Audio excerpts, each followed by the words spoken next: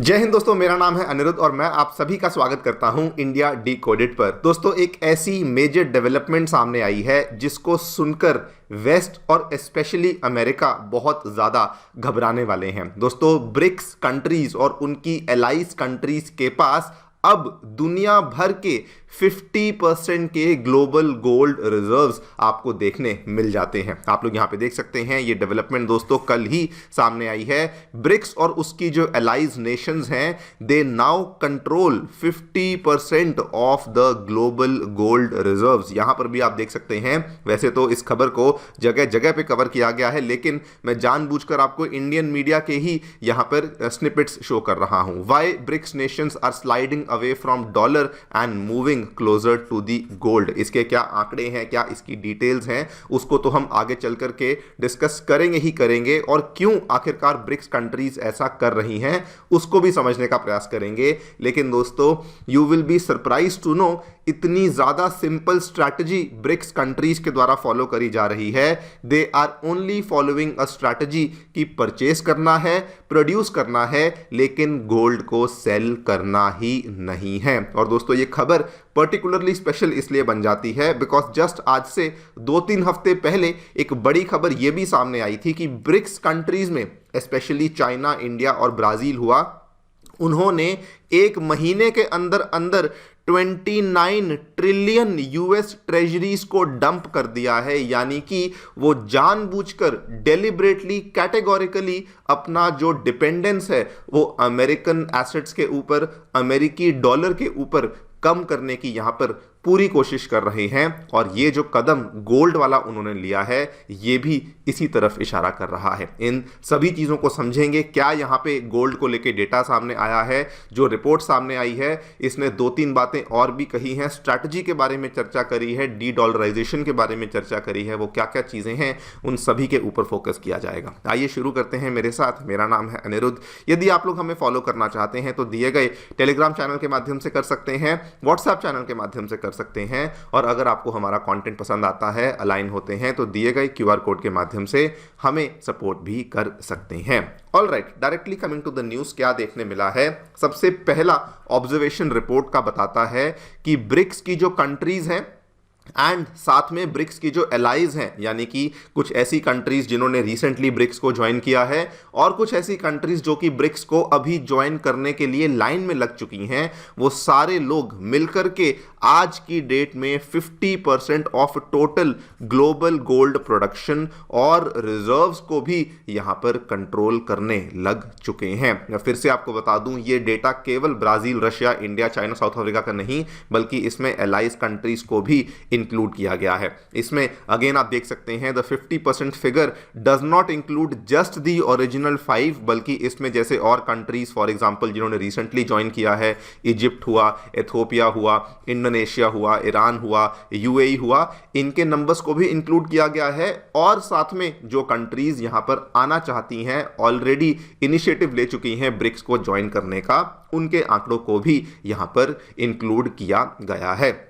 Also आपको बता दूं, when the report is saying कि 50% ऑफ ग्लोबल गोल्ड रिजर्व्स, तो उस केस में दोस्तों जो रिजर्व्स का आंकड़ा है इसमें 2-3 चीजें इंक्लूड होती हैं। पहली बात तो कि जो इन कंट्रीज के सेंट्रल बैंक्स के पास मिलने वाला आपको आंकड़ा है उसको इंक्लूड किया जाता है। नंबर 2, जो इन कंट्रीज की प्रोडक्शन कैपेसिटी है उसको इंक्लूड किया जाता है। नंबर 3, जो इन कंट्रीज में अनमाइंड गोल्ड है, मतलब कि अभी उसको माइन ही नहीं किया गया है, उसको भी इंक्लूड किया जाता है। तब जाकर के इस नंबर पे पहुंचा गया है। बिकॉज ऑब्वियसली अगर आप केवल सेंट्रल बैंक वाले डेटा को देखेंगे, वो मैंने आपके सामने दिखा दिया है। रशिया के पास 2336 टन है, चाइना के पास अप्रॉक्सीमेटली 2300 है, इंडिया काफ़ी तेजी से गोल्ड इकट्ठा कर रहा है, 880 टन है, ब्राज़ील के पास 145 है, साउथ अफ्रीका के पास भी 125 टन के आसपास है। लेकिन अगर आप ये वाले डेटा को देखेंगे तो मोटा मोटा 6000 टन ही है जो कि हमारे पास है। और ये अगर केवल अमेरिका के पास ही देख लें तो अमेरिका के पास ही 8000 टन से ज़्यादा का गोल्ड है। लेकिन लाइक आई टोल्ड यू, इसमें दोस्तों ये सारी चीज़ें इंक्लूड होती हैं, सेंट्रल बैंक वाला डेटा, उसके बाद प्रोडक्शन कैपेसिटी वाला डेटा, और उसके बाद अनमाइंड गोल्ड को भी इंक्लूड किया जाता है। खैर, coming back to the report further ये कहती है कि ये जो पूरी की पूरी एक्यूमुलेशन यहाँ पे हो रही है, इसके पीछे एक बहुत ही नई तरह की स्ट्रैटेजी ये लोग यहाँ पे फॉलो कर रहे हैं। एंड रिपोर्ट ने बताया कि उसके पीछे का रीजन बड़ा क्लियर है कि द रीजन इज गोल्ड को ये लोग पॉलिटिकली न्यूट्रल तौर पे देखते हैं और ऐसा माना जाता है कि गोल्ड के ऊपर ना तो कोई सैंक्शंस लगते हैं, ना किसी विदेशी कंट्री का यहाँ पे दखलंदाजी या फिर इंटरफेरेंस हो सकता है। अब इस चीज को भी आपको यहाँ पे बता दूं, जो ब्रिक्स की स्ट्रैटेजी है दोस्तों, ये एक सीनियर बैंकर के द्वारा बताई गई है कि ब्रिक्स की कंट्रीज एक तरफ प्रोड्यूस कर रहे हैं, एक तरफ गोल्ड को ज्यादा परचेज कर रहे हैं इंटरनेशनल मार्केट से, लेकिन वो सेलिंग यहां पर कर ही नहीं रहे हैं। और यही इन्होंने बताया कि 2020 से लेकर 2024 के बीच में अगर आप देखें तो ब्रिक्स के जो सेंट्रल बैंक्स हैं, मतलब जैसे हमारा आरबीआई हुआ, वैसे ही चाइना का भी अपना खुद का आरबीआई है, रशिया का आरबीआई है, वो अपने अपने जो सेंट्रल बैंक्स हैं उन्होंने पिछले 4-5 सालों में जितना भी दुनिया भर में गोल्ड खरीदा बेचा गया है उसमें से 50% से ज़्यादा तो ब्रिक्स कंट्रीज के द्वारा ही खरीदा बेचा गया है। इसमें कुछ आंकड़े भी आपको बता दूं, 2024 का डेटा जान लीजिए। चाइना ने एक तरफ ऑब्वियसली गोल्ड को खरीदा, वो तो अलग है, लेकिन चाइना दोस्तों गोल्ड को प्रोड्यूस भी करता है। दैट नंबर इज 380 टन्स के आसपास गोल्ड चाइना ने प्रोड्यूस किया। सिमिलरली रशिया ने 2024 में 340 टन्स ऑफ गोल्ड को प्रोड्यूस किया। सिमिलरली ब्राजील, जो कि बहुत सालों से गोल्ड नहीं खरीद रहा था, उन्होंने सितंबर 2025 में 4 वर्षों के गैप के बाद सडनली 16 टन्स ऑफ गोल्ड को एक ही झटके में यहां पर खरीद लिया। क्वेश्चन ये आता है कि आखिरकार व्हाट इज द रीजन कि जो ब्रिक्स कंट्रीज हैं वो सडनली इतना ज़्यादा गोल्ड अपने पास इकट्ठा कर रही हैं। ब्रीफली मैंने आपको बताया कि गोल्ड जो है उसको ये एक न्यूट्रल एसेट की तरह मान रहे हैं जिसके ऊपर सैंक्शंस वगैरह नहीं लग सकते हैं। लेकिन दोस्तों इसके पीछे का एक बहुत बड़ा ट्रिगर था जिसकी वजह से ये सारी की सारी स्ट्रैटेजी को फॉलो किया जा रहा है। याद करिए 2022 में जब रशिया यूक्रेन की टेंशन शुरू हुई, उसके इमीडिएटली कुछ महीने बाद क्या हुआ, मई 2023 में जो G7 कंट्रीज थी और यूरोपियन यूनियन था, उन्होंने एक स्टेटमेंट जारी किया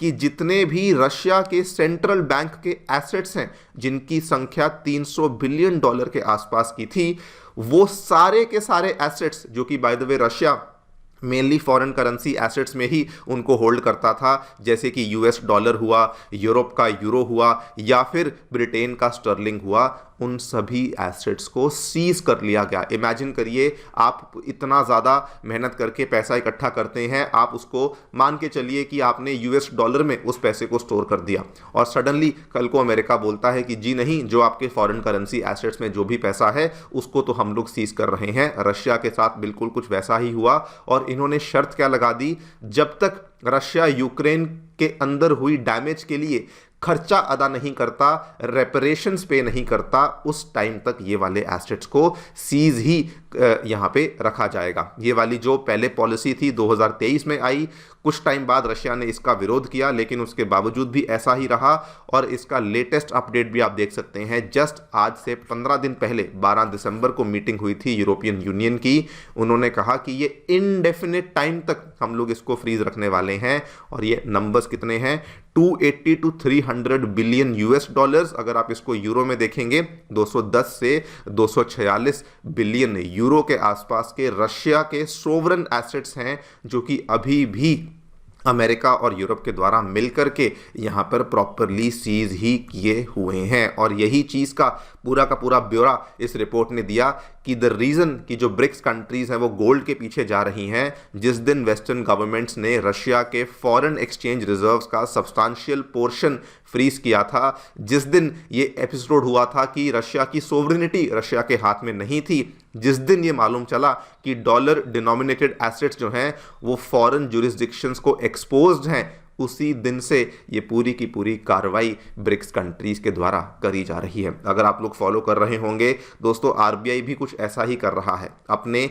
फॉरेक्स रिजर्व्स में गोल्ड की होल्डिंग्स को केवल बढ़ा ही नहीं रहा, बल्कि जो गोल्ड इंडिया के बाहर पड़ा हुआ था, जैसे यूके में पड़ा हुआ था, उसको भी वापस घर लाया जा रहा है, जस्ट टू मेक श्योर कि कल को कहीं ऐसा कुछ ना हो कि यूके कहे नहीं जी, हम तो ये वाला गोल्ड आपको नहीं देंगे, वगैरह वगैरह। एंड द रिपोर्ट फर्दर ये भी कहती है जो इसकी थर्ड और सबसे इंपॉर्टेंट यहां पे ऑब्जर्वेशन है, ब्रिक्स नेशंस जानबूझ करके डॉलर एक्सपोजर को भी कम कर रही हैं in reserve portfolios and even bilateral trade में भी ये हमें पैटर्न देखने को मिला है। यहां पे देखिए उन्होंने एक्टिवली डॉलर डिपेंडेंस को कम करना शुरू कर दिया है। इसके कई सारे एग्जांपल्स हैं, भले मैं इंडिया रशिया की बात करूं, भले मैं चाइना ब्राजील की बात करूं, भले मैं चाइना रशिया की बात करूं, जगह जगह पर इंडिया रशिया रूपी रूबल में ट्रेड करने की कोशिश कर रहे हैं। रशिया तो बड़े बड़े ट्रेड ऑफर्स इंडिया को देता है कि रुपी में कर लो, अगर रुपी में नहीं हो पाते तो यूएई के दिरहम में कर लो, चाइना के युआन में कर लो। सिमिलरली चाइना रशिया तो खुलेआम युआन और रूबल में व्यापार कर ही रहे हैं। चाइना ब्राजील भी अपनी अपनी करेंसीज में यहां पर व्यापार को करने में लगे हुए हैं, जो कि अगेन ये बताता है कि ना केवल वो यूएस ट्रेजरीज को डंप कर रहे हैं बल्कि बायलेटरल ट्रेड में भी अब वो अपनी लोकल करेंसीज का ही इस्तेमाल कर रहे हैं। अब दोस्तों ये जो भी डेवलपमेंट्स हुई हैं ये डेफिनेटली वेस्ट को एक बहुत बड़ा बुखार देने वाली हैं। क्यों? बिकॉज जो यहाँ पे ब्रिक्स कर रहा है, they are basically laying infrastructure for a parallel financial architecture. कुछ साल पहले इन्होंने अपना एनडीबी बनाया, कुछ साल पहले मतलब जो जैसे जैसे वर्ल्ड बैंक और आईएमएफ था वैसे वैसे ब्रिक्स ने अपने अपने इंस्टीट्यूशन को खड़ा किया, और आज सिमिलरली गोल्ड के माध्यम से और अपने बायलेटरल ट्रेड सेटलमेंट के माध्यम से वो डॉलर के ऊपर भी निर्भरता को खत्म करना चाहते हैं। लेकिन मैं आपको यहाँ पे ये भी बता दूं, अमेरिकी डॉलर को रिप्लेस करना इतना आसान नहीं होगा। अभी भी अमेरिकी dollar continues to be the prime and the most important reserve currency of the world, जिसमें कि यूएस डॉलर आज भी अगर आप देखें तो जितनी भी व्यापार होता है 58% के आसपास व्यापार यूएस डॉलर में होता है। Most global trade outside BRICS वो भी यूएस डॉलर में होता है।